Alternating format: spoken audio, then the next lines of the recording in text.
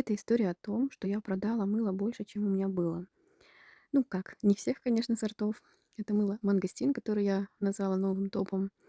Так получилось, что я просчиталась на 2 кусочка. У меня было их условно 10, вот, а надо было 12. И у меня застопорились некоторые посылочки. Вот, ну и что, мне пришлось сделать еще одну. Я собрала все свои остаточки. Очень важно вот в любом творчестве, в любом деле учиться и использовать то, что у вас есть под рукой.